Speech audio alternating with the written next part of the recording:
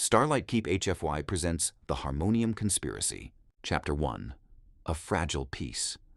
The gleaming expanse of moonlit plaza bustled with life, its curved architecture and soft holographic lighting a symbol of the unity Starlight Keep aimed to foster. Delegates from dozens of species moved through the space, their voices blending in a symphony of languages.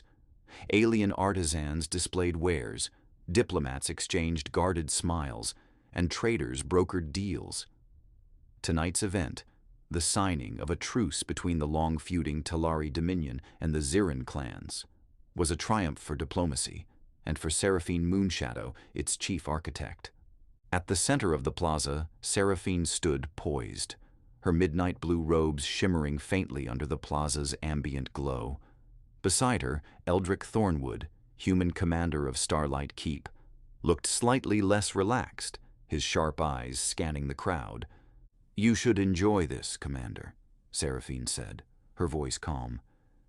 "It's not every day you witness a peace accord between species that have been at each other's throats for a century."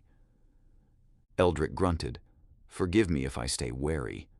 A century of war leaves grudges deeper than any treaty can erase." A familiar voice interrupted them. "Grudges don't sign treaties. People do." Jack Mitchell, human envoy and habitual optimist, approached with his usual easy grin. He adjusted the holster strapped across his chest, where a standard-issue Galrex Mark V plasma pistol gleamed in its cradle. "Relax, Thornwood. It's a party." Seraphine smirked. "I believe Jack's definition of relaxation involves significantly fewer weapons." Eldrick shook his head. "Speaking of weapons, security's tight, right?" Garrick Stonehelm, human security chief, approached with his helmet tucked under one arm and a GX-22 particle rifle slung across his back. "Tight as it gets," he said, his gravelly voice cutting through the hum of conversation. "Scanners at every entrance. Even traders in the crystal caverns were told to leave their wares at home tonight." Jack raised an eyebrow. "No weapons in a marketplace? Bold move." Stonehelm's tone was dry.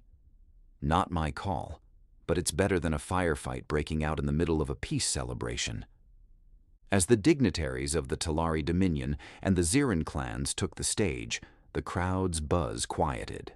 The ceremonial signing was about to begin. An ornate plasma blade with a glowing hilt, symbolic of peace between the warring factions, lay on the table between the two leaders. Suddenly, a sharp crack echoed through the plaza, a sound not of applause, but of a detonation. The ground shook violently, and a plume of smoke erupted near the central fountain. Screams filled the air as the crowd scattered in panic. Eldrick's hand went instinctively to his sidearm, drawing his Galrex Mark 6, a heavier upgrade from the standard issue. Jack was right beside him, weapon ready, while Garrick barked into his comms. "Explosion in moonlit plaza. Evacuate civilians and secure all exits." Seraphine moved swiftly, her diplomatic demeanor replaced by a commanding presence. She stepped onto the stage, amplifying her voice through the station's system. "Stay calm. Move toward the designated safe zones." The sight of her poised amid the chaos steadied some, but the panic continued to ripple. Near the smoking crater, Garrick knelt, inspecting the debris. A small charred device lay amidst the wreckage, an improvised explosive with a magnetic pulse trigger, a favorite of underworld saboteurs. "This isn't random," he muttered, holding the device up. "This was placed." Jack crouched beside him, scanning the crowd. "Looks like someone didn't get the memo about the whole peace thing." Eldrick stepped over, his tone sharp. "Stonehelm, report." "Homemade explosive, but with a military-grade trigger," Garrick replied. "Whoever did this knew what they were doing." Eldrick's expression darkened. "Start pulling surveillance footage. We need to know who's behind this." Jack stood, eyes scanning the chaos as his fingers brushed the grip of his pistol. This was too precise to be a lone actor. Someone wanted to send a message.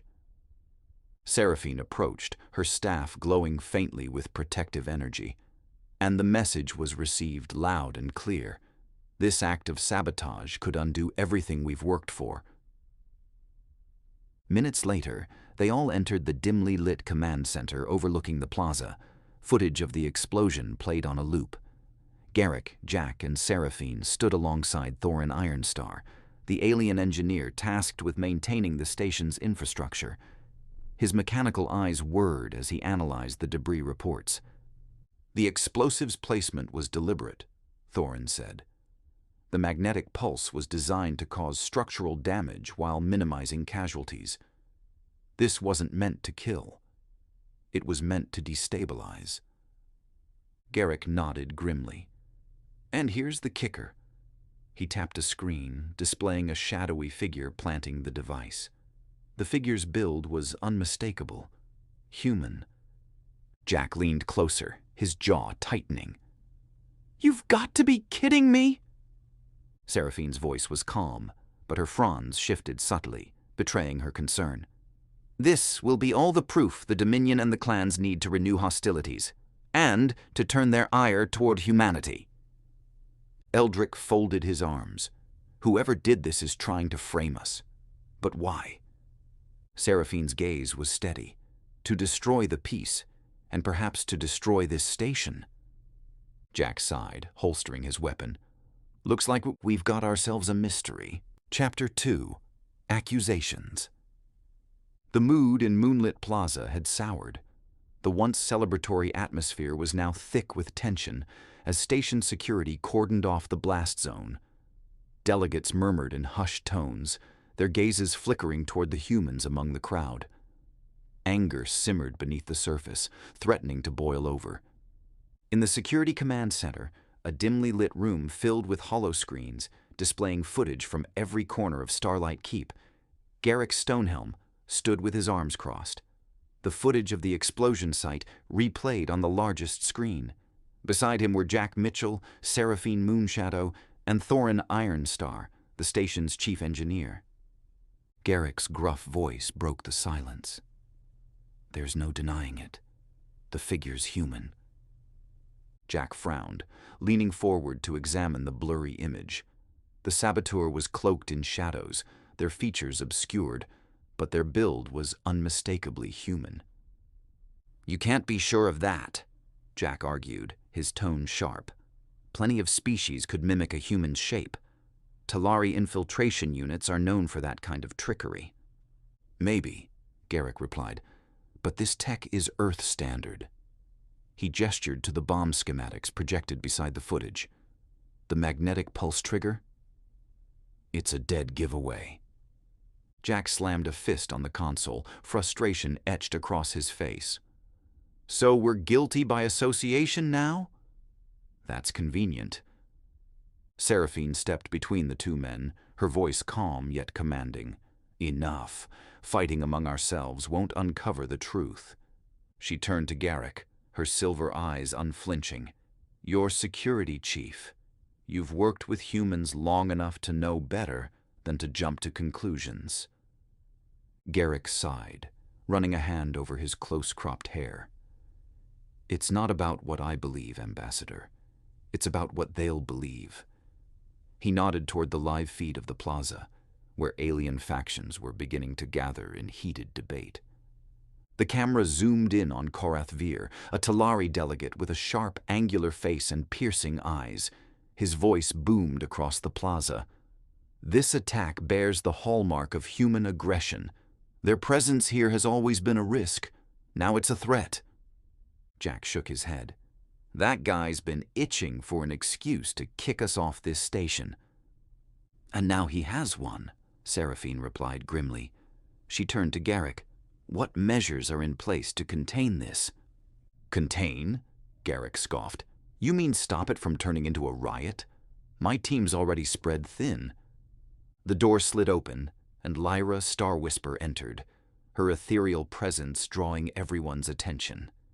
The alien mystic's eyes glowed faintly, as if she saw beyond the physical world. "I sensed unrest before the explosion," Lyra said softly. "A fracture in the station's harmony. It's deepening now." Seraphine nodded. We need answers before that fracture becomes irreparable."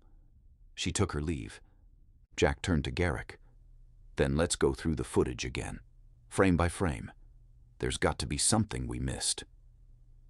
"Be my guest," Garrick replied, stepping aside. "But good luck finding anything." Half an hour later, elsewhere on the station, Seraphine descended into the plaza where the crowd's unrest had grown louder. She approached the stage, flanked by Darius Nightblade, who had been monitoring the situation from the shadows. "Careful, Ambassador," Darius said quietly. "The Talari and Zirans are on edge. One wrong word could tip the scales." "I'm aware," Seraphine replied, "which is why I won't give them an excuse." She raised her hands, her staff glowing faintly to amplify her voice.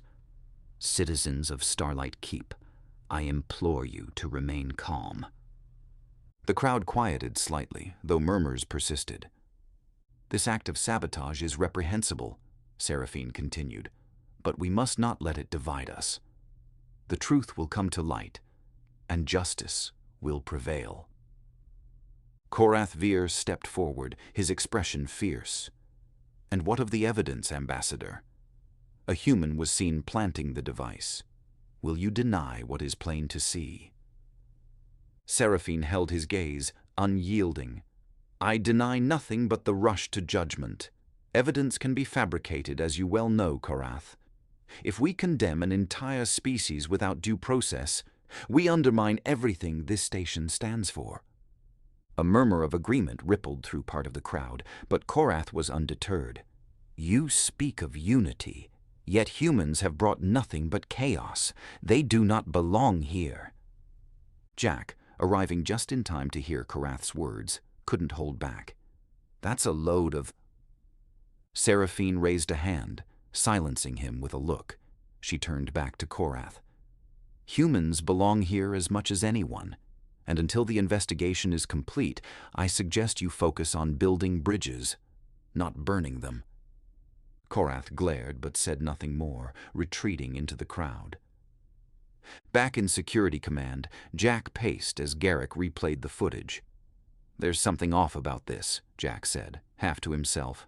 "The way they move, too deliberate, too rehearsed." Garrick sighed. "You think they're an actor?" "I think they're a patsy," Jack replied. "Look at the timestamp. It's been altered." Garrick paused the footage, scrutinizing the metadata. "Son of a... He's right. Someone tampered with this." "Which means," Seraphine said, re-entering the room, "we're not looking at the real saboteur. We're looking at their scapegoat." Thorin leaned over the console, his mechanical hands adjusting the filters. "I can enhance the image, but it'll take time." "Do it," Garrick said. "If there's even a chance we can ID this person, it's worth it." As the team worked to uncover the truth, the tensions on the station showed no sign of easing. Seraphine sat quietly, her thoughts racing. She knew the stakes. If they failed to prove humanity's innocence, the peace they had worked so hard to build could crumble entirely. Jack leaned against the console beside her. "We'll figure this out, Seraphine. We always do." Her lips curved into a faint smile. "Let's hope you're right, Jack, because the fate of Starlight Keep depends on it." Chapter 3. Alliance. Seraphine Moonshadow paced the length of the Eldritch Library, her soft robes brushing the polished floor as she moved. Her expression was serene, but the faint shimmer of her fronds betrayed her agitation. The tranquil hum of the station's knowledge repository was usually a source of solace, but today it felt suffocating. Jack Mitchell leaned casually against a crystalline console, his Galrex mark, V holstered but within easy reach. His demeanor was relaxed, but his fingers tapped an uneven rhythm on the console's edge. "So, let me get this straight," Jack said, breaking the silence. "Half the station thinks we're a bunch of violent loose cannons, and the other half thinks we're clever enough to mastermind sabotage on a galactic scale?" Seraphine stopped pacing and turned to him. "It's not entirely inaccurate." Jack raised an eyebrow, a smirk tugging at his lips. "Well, Thanks for the vote of confidence. Seraphine folded her arms, her silver eyes narrowing. Humans have a reputation, Jack. Wild, unpredictable, capable of both incredible ingenuity and reckless destruction. It's what makes you dangerous and fascinating. Jack's smirk faded. You make us sound like some kind of science experiment. Perhaps you are, Seraphine said, her tone thoughtful. To many here, humanity is still an enigma. You defy logic, thrive on chaos, and find ways to survive where others would perish. Jack shrugged, his fingers still tapping. What can I say? We like to keep things interesting. Seraphine stopped pacing and faced him fully. If we're to uncover the truth, we'll need help. This isn't something we can solve alone. Already ahead of you, Jack said, pushing off the console. I've got a list of people who might be crazy enough to help us. Seraphine arched an elegant brow. Define crazy. Jack led the way from the library, Seraphine close by in tow, as they made their way to another part of the station. Darius Nightblade, the spy. The Whispering Woods. Biodome was eerily quiet, the artificial trees casting long shadows in the low light. Seraphine and Jack found Darius Nightblade perched on a low branch, his black combat suit blending seamlessly with the dark foliage. His piercing green eyes flicked toward them, calculating. You're not exactly subtle, Darius said, his voice smooth as silk. Jack crossed his arms. We don't have time for subtle. You've heard about the explosion. Darius dropped from the branch, landing silently. His movements were fluid, like a predator stalking prey. Everyone's heard. And let me guess, you want me to clean up humanity's mess. Seraphine stepped forward, her voice measured. We want you to help us uncover the truth. You've navigated the station's underbelly better than anyone. If there's a conspiracy, you're our best chance at finding its threads. Darius tilted his head, studying her. And what's in it for me? Jack grinned. Besides saving humanity's reputation, let's just say you'll owe us. Darius smirked. Owing humans? That's dangerous territory, but I'm intrigued. Lady Althea Windrider, the navigator. The Void's Edge observation deck was a place of quiet contemplation, its expansive view of the nebulae beyond the station offering a momentary escape from the chaos of life aboard Starlight Keep. Lady Althea Windrider, her long silver hair cascading like moonlight down her back, stood at the edge, gazing out at the stars. Her tall, lithe frame exuded an ethereal grace, and her sharp features gave her the look of someone who belonged among the heavens. Ambassador, Althea said without turning, her voice melodic yet cool. To what do I owe the pleasure? We need your expertise, Seraphine said. Your knowledge of the station's uncharted sectors could prove invaluable. Althea turned slowly, her piercing blue eyes assessing. And why should I assist humans in their plight? Your kind brings chaos wherever you go. Chaos, Jack echoed, stepping forward. We call it adaptability. You think we like jumping headfirst into danger? Number. But we do it because we don't have the luxury of playing it safe. Althea's gaze lingered on Jack, her expression unreadable. And yet, it is that very chaos that allows you to succeed where others fail. It is infuriating. Seraphine inclined her head. And precisely why we need you. Humans are not perfect, but neither are they the villains they've been painted to be. Help us, and you may find they are more than you expect. Althea sighed, a faint smile tugging at her lips. Very well, but only because I find your unpredictability amusing. Lyra Starwhisper, the mystic. The celestial gardens glowed softly under bioluminescent plants, their light casting delicate patterns on the paths below. Lyra Starwhisper knelt in a small clearing, her hands hovering over an intricate array of crystals. Seraphine and Jack approached cautiously, not wanting to disturb her meditation. Lyra's eyes opened slowly, their faint glow intensifying as she stood to face them. "You seek answers," Lyra said, before either could speak. Jack blinked. "Do you always start conversations like that?" Lyra tilted her head, her voice serene. "With you?" "Yes." Seraphine stepped forward, her tone respectful. "The station is unraveling, Lyra. We need your insight." Lyra's gaze shifted to Jack. "And you believe humanity is worth defending?" Jack met her glowing eyes without flinching. "Every species has its flaws. Ours just tend to be a little louder. But when things get bad, we're the ones who run toward the fire, not away." Lyra's lips curved into a faint smile. "A curious blend of arrogance and truth. Very well. I will assist you." The newly assembled team gathered in a secluded corner of the Dragon's Rest Tavern. Seraphine looked around the table, her gaze lingering on each of them. "We are united by a single goal," she began.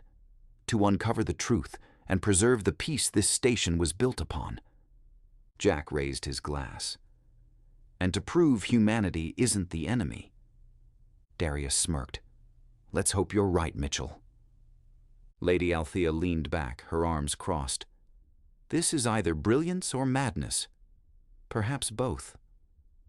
Lyra's voice was soft but firm. "Either way, it will be revealing." Seraphine allowed herself a rare smile. "Then let us begin.